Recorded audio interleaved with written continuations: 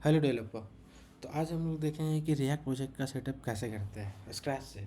Setup करते हुए जो कमांड रन करते हैं वो क्यों करते हैं, बिहाइंड द सीन क्या होता है, और फिर नोड जो इंस्टॉल करते हैं वो नोड का ज़रूरत क्यों है। ठीक है, जैसे रिएक्ट तो ब्राउज़र पर रन करता है, फिर नोड क्यों चाहिए हमको। तो फिर हम आपके लिए ये डॉक्यूमेंट एक क्रिएट किए हैं जिसमें आपका सारा डाउट क्लियर होगा कि क्या है रिएक्ट, क्यों यूज़ करते हैं रिएक्ट, नोड का ज़रूरत क्यों है, npm क्या है, npx क्या है, और फिर बहुत सारा चीज़ जैसे वेब पैक क्यों है काम कर, वेब पैक का क्या काम है, बेबल का क्या काम है।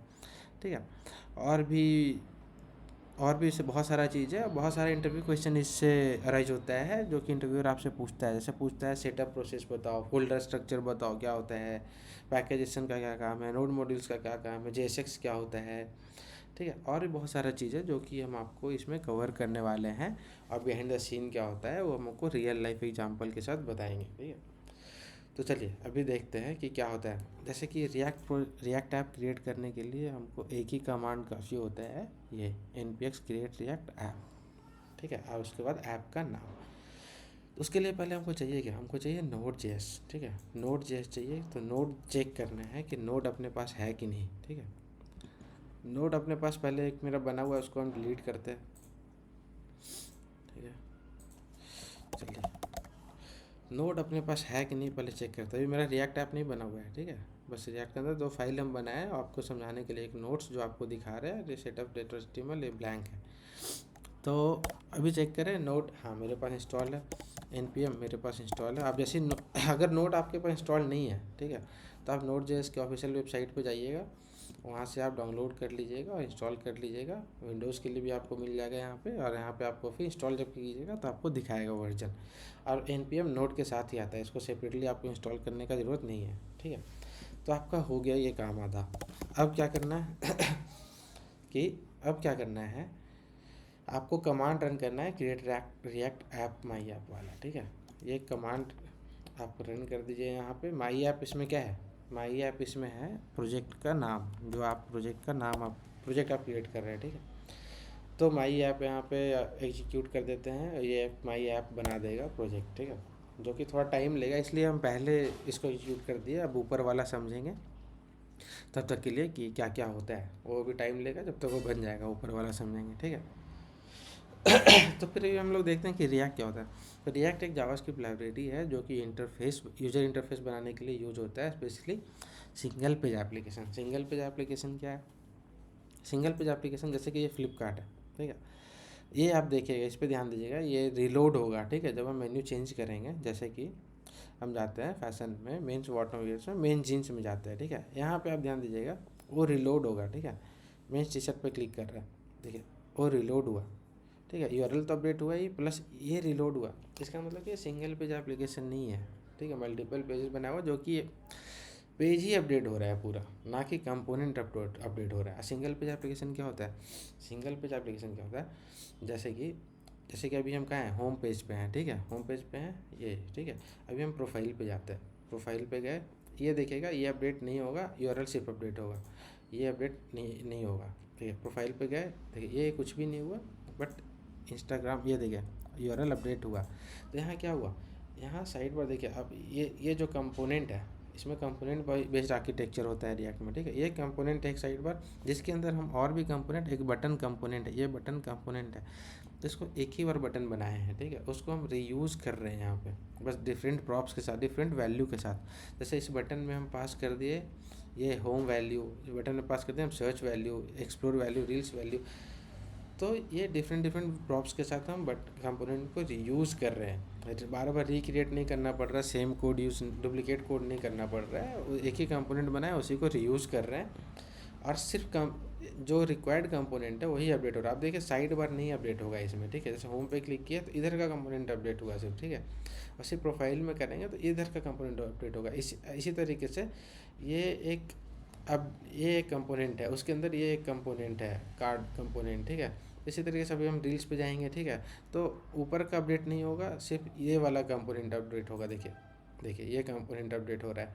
तो इसी तरीके से सिर्फ इसमें कंपोनेंट अपडेट होता है जो रिक्वायर्ड होता है, पूरा पेज अपडेट नहीं होता है, तो ये फास्टर होता है। तो हमको रिएक्ट क्यों चाहिए, ठीक है, ये देखिए लिखा हुआ instead of updating the entire page React update only the required part of the UI. तो हम लोग देखे अभी हो, तो उसी तरीके से रिएक्ट हम लोग को चाहिए क्यों, ठीक है। तो जो हम लोग अच्छा साइट तो हम लोग HTML से जावास्क्रिप्ट यूज़ करके भी बना सकते हैं, लेकिन हमको रिएक्ट क्यों चाहिए। बना तो सकते हैं HTML से जावास्क्रिप्ट यूज़ करके, लेकिन उसमें प्रॉब्लम क्या होता है, जो डॉम मैनिपुलेशन होता है वो हम लोग को मैनुअली करना पड़ता है। अभी हम दिखाएंगे कि क्या होता है डॉम मैनिपुलेशन, ठीक है। तो वो क्या होता है कि हार्ड टू मैनेज हो जाता है, ठीक है। उसके बाद फिर परफॉर्मेंस भी उसका पुअर हो जाता है। तो फिर भी देखते हैं डॉम मैनिपुलेशन क्या होता है। जैसे कि अभी हम एक वैल्यू लिए हुए हैं काउंट, ठीक है, जिसको हम अपडेट कर रहे हैं बटन क्लिक पे, ठीक है। तो फिर उसका हम अपडेटेड वैल्यू यहाँ पे दिखाना चाहते हैं 0 और 1, ठीक है। तो अभी हम कर रहे हैं अपडेट काउंट पे क्लिक, वैल्यू अपडेट हो गया, अलर्ट बॉक्स में दिख गया, अब वहाँ पे दिख जाएगा। देखिए पहले अलर्ट है, फिर अब वैल्यू अपडेट हो रहा है ना काउंट में, तो अभी क्लोज करेंगे तो वैल्यू अपडेट हो गया, ठीक है। तो यहाँ हम क्या किए, पहले बटन को कॉल किए, काउंट का वैल्यू स्टोर किए 0, फिर यहाँ पे काउंट का वैल्यू डिस्प्ले किए, जो काउंट का वैल्यू इस पैराग्राफ में, ठीक है। तो फिर उसमें दिखाए तो अभी 0 दिखा रहा है, बट बटन क्लिक करने पे अपडेट हो जा रहा है वैल्यू, ठीक है, काउंट का। तो काउंट का वैल्यू अपडेट करने के लिए फिर से हमको सेम कोड लिखना पड़ रहा है ना। सेम कोड फिर से लिखना पड़ रहा है काउंट अपडेट करने के बाद। फिर अगर हमको फिर से काउंट अपडेट करना पड़ा तो फिर से हमको ये कोड लिखना पड़ेगा जहाँ भी अपडेट करेंगे, ठीक है। फिर एक बार और अपडेट से करके हमको 100 बार अपडेट करना पड़ा, तो 100 बार हमको लिखना पड़ेगा ये, ठीक है, जो कि बहुत बेकार चीज़ है। कभी कभी क्या होगा कि आप भूल भी सकते हैं ये कोड लिखना, जैसे कि अभी हम देखिए नहीं लिखते हैं ये कोड, ठीक है। अभी हम ये कोड नहीं लिखते हैं, तो देखिए अपडेट तो हो जाएगा वैल्यू, ठीक है, लेकिन आपको दिखेगा नहीं कि अपडेट हुआ है, तो फिर ये प्रॉब्लम होता है। तो हो जाता है हार्ड टू मैनेज, परफॉर्मेंस भी उसका पूरा हो जाता है। मैनुअल डॉम मैनिपुलेशन तो देख लिया, अभी ये हार्ड टू मैनेज क्या होता है। जैसे कि हार्ड टू मैनेज क्या होता है, जैसे आपके पास बहुत सारा 500 फाइल है, 50 फाइल में आपको एक फॉर्म बनाना है जो कि फॉर्म सेम होगा, ठीक है। तो हम इसमें फॉर्म बनाएं, एक फॉर्म बनाएं हम इसमें, ठीक है, फॉर्म बनाएं हम इसमें। तो फिर वो फॉर्म को हमको क्या करना है ना, फॉर्म में बहुत सारा इनपुट्स है, वो फॉर्म को हमको सेम फॉर्म रहेगा 50 पेज में, इसमें भी रहेगा और भी 50 पेज में रहेगा। तो हमको क्या करना पड़ेगा इसमें कि हर 50 पेज में सेम कोड डुप्लीकेट करना पड़ेगा, ठीक है। इसी को फिर हमको उसमें भी लिखना होगा, इसमें भी लिखना होगा, फिर उसी करके 50 सब पेज में लिखना होगा। तो ये हार्ड टू मैनेज हो जाता है। उसके बाद फिर ये रिएक्ट क्या इसमें फीचर प्रोवाइड करता है कि आप एक कंपोनेंट बनाइए, ठीक है, आप एक कंपोनेंट बनाइए और उस जैसे कि यूज़र कार्ड कंपोनेंट बनाए, उस यूज़र कार्ड को आप 50 जहाँ जहाँ भी आपको ज़रूरत है 50 पेज में आप यूज़ कर लीजिए उसका। जैसे कंपोनेंट बनाए, अब इस तरीके से आप उसको कहीं भी यूज़ कर सकते हैं, ठीक है। ये यहाँ पे दिखा रहा था manual DOM manipulation. Manual DOM manipulation तो देखे ना कि काउंट अपडेट जो कर रहे थे, तो कभी कभी क्या होता है इसमें, क्या होता है कि मल्टीपल टाइम सेम कोड लिखना पड़ता है। कभी कभी आप भूल सकते हैं, ये हर जगह पे आपको दिखेगा क्योंकि हर जगह आप क्वेरी सिलेक्टर या गेट एलिमेंट बाई आईडी से अपडेट कर रहे होंगे, कभी ट्रैक करना हार्ड हो जाता है, ठीक है। तो ये टफ होता है। रिएक्ट में क्या होता है कि यूजर स्टेट हुक करके आप डायरेक्ट काउंट वैल्यू अपडेट कीजिए, और जहाँ भी आप सिर्फ काउंट को यूज़ कीजिएगा वो ऑटोमेटिकली अपडेट हो जाएगा रिएक्ट में, ठीक है। तो ये दोनों देख लिए। परफॉर्मेंस पुअर कैसे होता है, परफॉर्मेंस पुअर इसलिए होता है कि मान लीजिए कोई आपके पास एरे है, एरे का ऑब्जेक्ट कोई भी बहुत सारा, मान लीजिए 1000 वैल्यू है, ठीक है।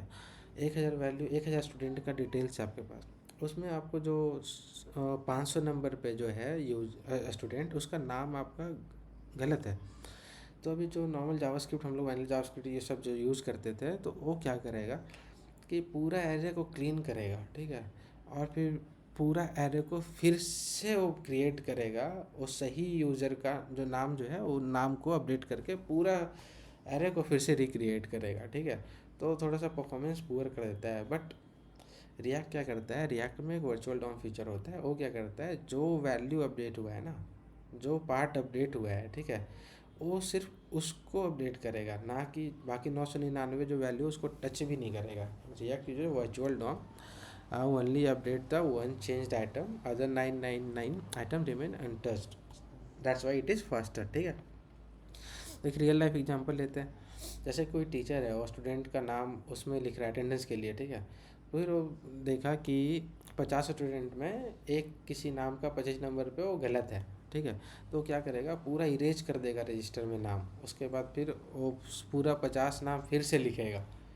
तो वो थोड़ा स्लो हो जाता है। बट रिएक्ट क्या करेगा, जो स्टूडेंट का नाम गलत है उसी स्टूडेंट का नाम ये सिर्फ वो अपडेट करेगा, ठीक है, तो वो फास्टर हो जाता है। ये सब प्रॉब्लम कैसे रिएक्ट सोल्व करता है, कंपोनेंट बेस्ड आर्किटेक्चर होता है जिसको रीयूज़ कर सकते हैं। वर्चुअल डॉम जो कि पार्ट अपडेट होगा वही रेंडर करेगा, मतलब कि सिर्फ पार्ट को ही अपडेट करेगा, कंप्लीट पेज को नहीं, ठीक है। फिर उसके बाद फिर reusable code, component based architecture है तो कंपोनेंट को आप रीयूज़ कर सकते हैं, जो फॉर्म वाला एग्जांपल दिए थे। चलिए देखते हैं नोड जेएस क्यों चाहिए। तो बहुत लोग का ये डाउट होता है कि रिएक्ट बनाने के लिए हमको नोड जेएस का क्यों ज़रूरत है, ठीक है। तो नोड जेएस क्यों चाहिए होता है ये देखते हैं। नोड जेएस पहले होता है क्या ये देखते हैं। नोड जेएस होता है जावास्क्रिप्ट रन टाइम। अब जावास्क्रिप्ट रन टाइम क्या होता है वो भी देखेंगे। JavaScript run time that allows JavaScript to run outside the browser. अब आउटसाइड द ब्राउजर क्या होता है ये भी देखेंगे। तो नोड जेएस क्या, ये जावास्क्रिप्ट रन टाइम है जो कि जावास्क्रिप्ट को ब्राउज़र के बाहर एग्जीक्यूट करने में हेल्प करता है, रन करने में हेल्प करता है। तो रन टाइम क्या है पहले, ठीक है। रन टाइम जैसे कि कोई मूवी को रिलीज़ होने के लिए उसको सिनेमा हॉल चाहिए, कोई प्ले को प्ले करने के लिए थिएटर स्टेज चाहिए, और सिर्फ जावास्क्रिप्ट को परफॉर्म करने के लिए रन टाइम इन्वायरमेंट चाहिए, ठीक है। तो रन टाइम वो होता है is an environment that executes your code, think of it is a stage where your program performs, ठीक है। इसको अच्छे से समझते हैं।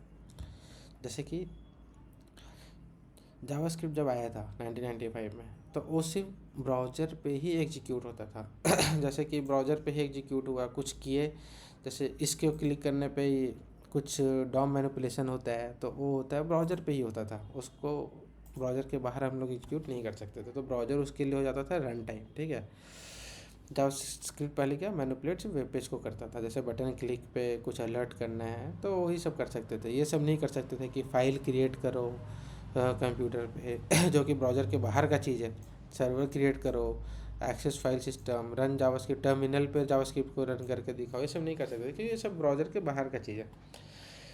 तो फिर बिफोर नोड जेएस, जब नोड जेएस नहीं था तो सिर्फ वेबसाइट ही बन सकता था क्योंकि वो ब्राउज़र पे रन होता है वेबसाइट, ठीक है। बट नोड जेएस जब आया तो उसके साथ हम लोग क्या बना सकते हैं, सर्वर बना सकते हैं, टूल्स बना सकते हैं, डेस्कटॉप ऐप बना सकते हैं, मोबाइल ऐप बना सकते हैं, बहुत सारा चीज़ बना सकते हैं, ठीक है। तो ये एग्जांपल लेके दिखाया कि पहले जब नोड जेएस नहीं था तो कंसोल डॉम मैनिपुलेशन ये सब भी कर सकते थे ब्राउज़र पे। बट अब क्या है, कमांड लाइन पे हम चला सकते हैं, ये टर्मिनल पे हम कोड चला सकते हैं, ठीक है, जावास्क्रिप्ट का सर्वर बना सकते हैं, फाइल बना सकते हैं, डेटाबेस से कनेक्ट कर सकते हैं, बहुत सारा चीज़ कर सकते हैं, ठीक है।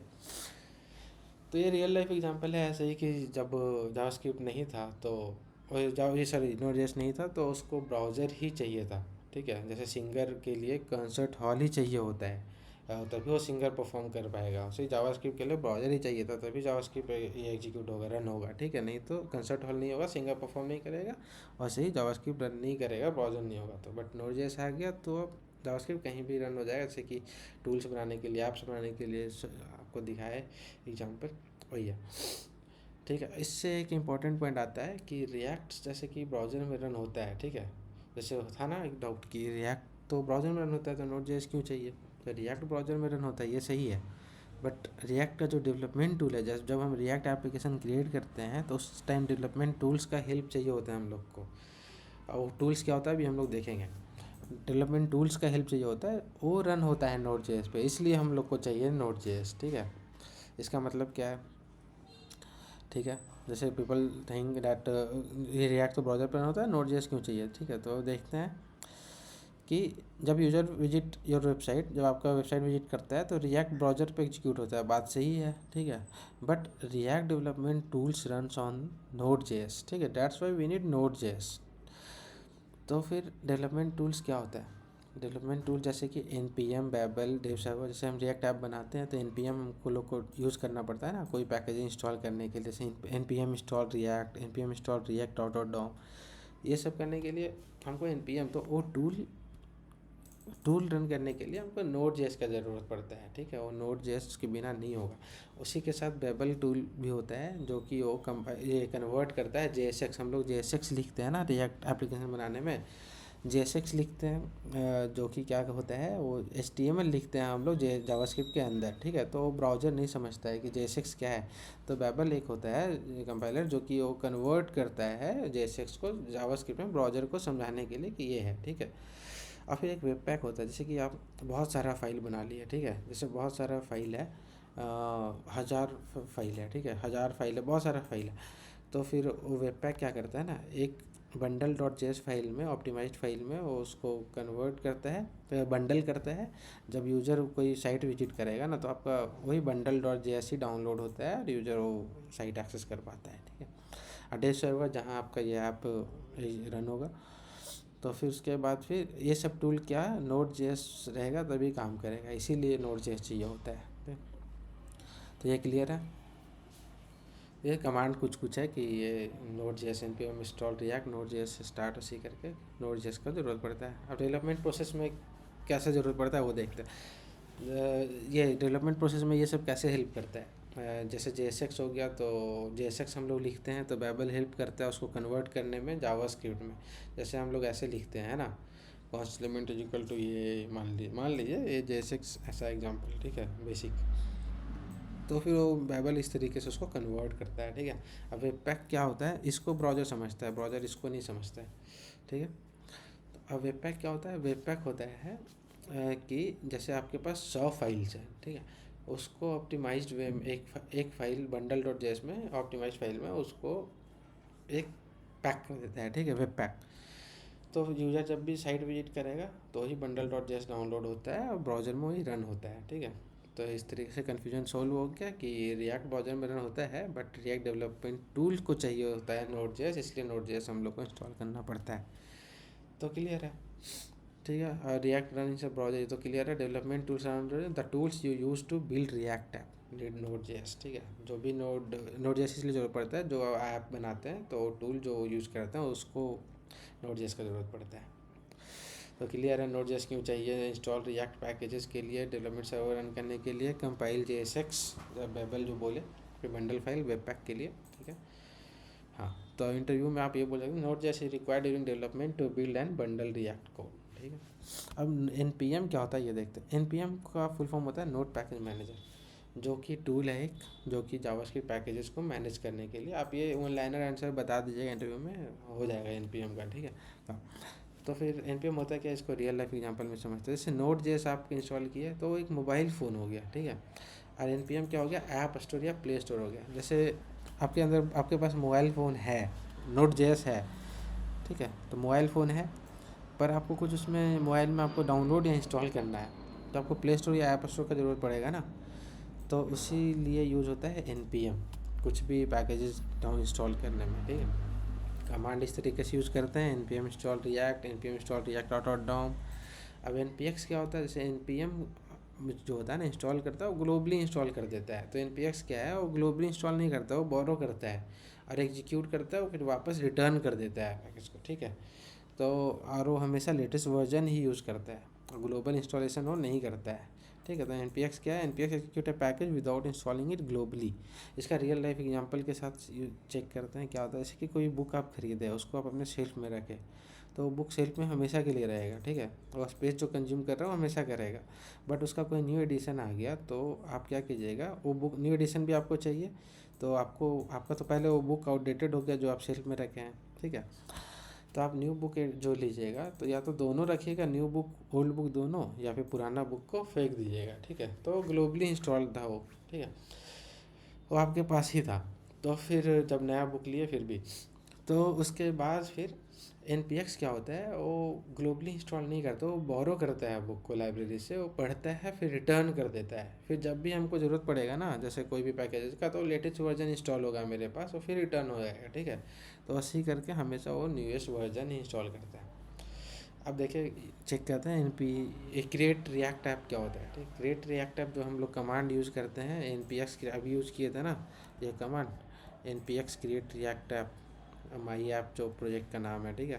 तो ऐप क्रिएट करने में यूज़ करते हैं। उसके साथ हम आता है हम लोग के पास एक फ़ोल्डर स्ट्रक्चर आता है। देखिए फ़ोल्डर स्ट्रक्चर आया ना, फ़ोल्डर स्ट्रक्चर आया, कहाँ गया, फ़ोल्डर स्ट्रक्चर आया, माई ऐप बना प्रोजेक्ट, ठीक है। ये दोनों तो पहले से था, माई ऐप बना प्रोजेक्ट, उसके साथ फ़ोल्डर स्ट्रक्चर आया, नोड मॉड्यूल्स पब्लिक SRC के अंदर फाइल्स है आया। तो फिर ये है आता है फोल्डर स्ट्रक्चर। अब वेब पैक आता है जो कि आपका बंडल डॉट जेएस में कन्वर्ट करता है, जो कि ब्राउज़र पे कोई यूज़र आता है तो वो बताया है डाउनलोड होता है बंडल डॉट जेएस, ठीक है। बेबल क्या करता है, जेएसएक्स को कन्वर्ट करता है जावास्क्रिप्ट में, ताकि ब्राउज़र वेब सर्वर जो कि एप्लीकेशन रन होगा, ठीक है। उसके बाद फिर क्या है, हाँ फोल्डर स्ट्रक्चर में क्या है, आपका एंट्री पॉइंट होता है इंडेक्स डॉट जे एस। आपका एंट्री पॉइंट क्या हो गया, आपका index dot J S, S R C के अंदर है आपका इंडेक्स डॉट जे एस, ठीक है। अब इंडेक्स डॉट जे एस के अंदर क्या हो रहा है, इंडेक्स डॉट जे एस के अंदर हो रहा है जो ऐप कंपोनेंट है आपका वो रेंडर हो रहा है, ठीक है। ये ऐप कंपोनेंट रेंडर हो रहा है। अब ऐप कंपोनेंट के अंदर क्या है, जो भी आपके अंदर ऐप कंपोनेंट के अंदर रहेगा वो वहाँ पे आपका यूआई में डिस्प्ले होगा, ठीक है। तो फिर ये है। और फिर पैकेज डॉट जेसन क्या है, वो प्रोजेक्ट का जैसे कि इसको दिमाग कह सकते हैं, वो अब सारा डिपेंडेंसी रखेगा कि कौन क्या क्या डिपेंडेंसी है, क्या क्या स्क्रिप्ट्स है, ठीक है। देखिए आपको दिखाते हैं जैसे ये क्या क्या डिपेंडेंसी है, ये सब बताएगा। रिएक्ट इसमें चाहिए, रिएक्ट डॉम चाहिए, ठीक है। और फिर उसके बाद स्क्रिप्ट्स क्या क्या है, जैसे स्टार्ट npm स्टार्ट आप कीजिएगा तो स्क्रिप्ट स्टार्ट होगा, npm बिल्ड कीजिएगा तो फिर ये सब स्क्रिप्ट इसमें रहता है, ठीक है। और फिर उसके बाद क्या है, हाँ what is node module. Node module ये सारा पैकेजेस को रखता है, इसमें आपको दिखाते हैं, देखिए नोड मॉड्यूल, ठीक है। ये सारा पैकेजेस है जो कि नोड मॉड्यूल्स के अंदर है, ठीक है। जैसे बेबल हो गया और भी बहुत सारा है, ठीक है। जो कि ऑटोमेटिकली क्रिएट होता है, सही बात है। वो कमांड रन किया ऑटोमेटिकली क्रिएट हुआ, उसको एडिट मैनुअली एडिट आप मत कीजिएगा, वो आता है ऑलरेडी बना के, ठीक है। और उसको गिटहब पे भी अपलोड करने का ज़रूरत नहीं है। तो वो डिपेंडेंसी जो पैकेज डॉट जेसन में है वो npm इंस्टॉल कमांड रन करेंगे तो ऑटोमेटिक वो सारा जो जो डिपेंडेंसी है पैकेज ऑटोमेटिक इंस्टॉल हो जाएगा, ठीक है, नोड मॉड्यूल्स के लिए। तो उसको नहीं करने का ज़रूरत है बस। JSX क्या है, जो कि ऑलरेडी एक्सप्लेन कर चुके हैं, वो कन्वर्ट करता है आपका ये बैबल कन्वर्ट करता है JSX को, ये इसमें क्या कहते हैं जावास्क्रिप्ट में। JSX तो ये हो गया ना HTML को जावास्क्रिप्ट में लिखना। वेबपैक भी बता चुके हैं बंडल जो बनाता है। npm स्टार्ट क्या होता है, npm स्टार्ट होता है जो कि सर्वर रन करता है, वो आपका डेवलपमेंट सर्वर स्टार्ट करता है, ठीक है। और सारा JSX को कंपाइल किया, जावास्क्रिप्ट में कन्वर्ट किया, फिर उसके बाद फिर आपका ब्राउज़र में वो रिलोड कर वो ओपन कर देता है, ठीक है, साइट को, जैसे कि npm स्टार्ट, ठीक है। पहले जाना होगा आपको प्रोजेक्ट के अंदर, ठीक है। प्रोजेक्ट के अंदर चले गए, अभी npm स्टार्ट, ठीक है। अभी देखिए npm स्टार्ट आपका ये प्रोजेक्ट को क्या किया, ब्राउज़र में ओपन कर दिया पोर्ट पे। ज़रूरी नहीं, देखिए जैसे हम यहाँ पे लिखा है कि ये आपका 3000 पे बाय डिफ़ॉल्ट 3000 पे कुछ सर्विस रन नहीं कर रहा है, इसलिए आपका 3000 पे स्टार्ट कर दिया, ठीक है। अगर 3000 पे कोई और सर्विस रन होता ना तो आपसे तो बताता हो आपको 3000 पे दूसरा सर्विस रन कर रहा है तो आपका दूसरा पोर्ट पे आपका 3001 पे आपका रन कर देता, ठीक है। तो बाई ऐसा है, तभी 3000 पे आपका रन कर दिया, ठीक है। जैसे ये कौन सा है आपको बताते हैं, एंट्री पॉइंट का हुआ इंडेक्स डॉट जे एस, जहाँ ऐप डॉट जे एस, ये ऐप जो है कहाँ गया, ये ऐप जो है वो रन हो रहा है, ठीक है। जैसे अभी देखिए यहाँ पे क्या है, यहाँ पे है एडिट एस आर सी जो सेव टू रिलोड है ना, यहाँ पे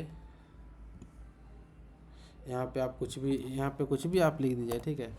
हे this is my first React app, ठीक है, सेव कर दीजिए आप इसको। देखिए यहाँ अपडेट हो गया, तो ऐप डॉट जेएस यहाँ पे रेंडर हो रहा है, ठीक। तो यहाँ पे आप बना लिए हैं पहला साइट रिएक्ट का। अभी क्या था, यहाँ तक सीख गए। अभी क्या टॉप इंटरव्यू क्वेश्चंस है जो कि सेटअप से रिलेटेड आपका ये पूछा जा सकता है। ये सब क्वेश्चन, तो ये सब क्वेश्चन हम का आंसर हम ऑलरेडी एक्सप्लेन कर चुके हैं। आप वीडियो अच्छे से देखोगे तो आपको याद होगा। आप ये सब का आंसर आप कमेंट बॉक्स में आप बताइए, आप क्या समझे, क्या होता है ये सब, कमेंट बॉक्स में आप ये सब का आंसर बताइए। और फिर ये तो समरी है कि हाँ रिएक्ट क्या होता है, एक लाइब्रेरी है जो कि ब्राउज़र में रन होता है। नोड जेएस क्या है, टूल्स को हेल्प करता है रन करने से। बिल्ड करते टाइम हम लोग टूल यूज़ करते हैं ना, npm बंडल बेबल वेबपैक, तो वो सब हेल्प करता है रन करने में नोड जेएस, ठीक है। नोड जेएस के बिना नहीं होगा डेवलपमेंट।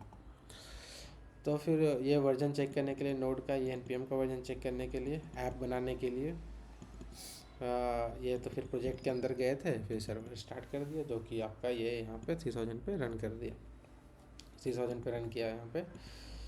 ठीक है। तो ये हो गया क्लियर कि क्या होता है। जैसे हम तो सेटअप तो एक ही कमांड से कर दिया, साइट तो एक ही कमांड से बन गया, ठीक है, लेकिन उसके बिहाइंड द सीन इतना सारा चीज़ होता है। तो ये सब समझना ज़रूरी था, जो कि इंटरव्यू में आपका ये काम देगा और रियल लाइफ में भी काम देगा जब आप अपना प्रोजेक्ट पे भी काम करेंगे। तो फिर चलिए ठीक है, आज के लिए इतना ही, और फिर मिलेंगे। आप चैनल को ये सब्सक्राइब कर लीजिएगा, ताकि आपको इम्पोर्टेंट इम्पोर्टेंट टॉपिक, हम लोग इंटरव्यू स्पेसिफिक टॉपिक चूज़ करके जो जो इम्पोर्टेंट होता है उस पर ही वीडियो बनाते हैं, जो कि इंटरव्यू में आपका पूछा जाता है बहुत ज़्यादा बार। तो आप आपके लिए हेल्पफुल होगा अगर आप देखते हैं अच्छे से। तो चलिए फिर मिलते हैं नए वीडियो में नए लॉजिक के साथ। आप जैसा भी फीडबैक है, समझ आया या नहीं समझ आया, आप कमेंट बॉक्स में बता दीजिएगा। मिलते हैं फिर नेक्स्ट वीडियो में। Thank you.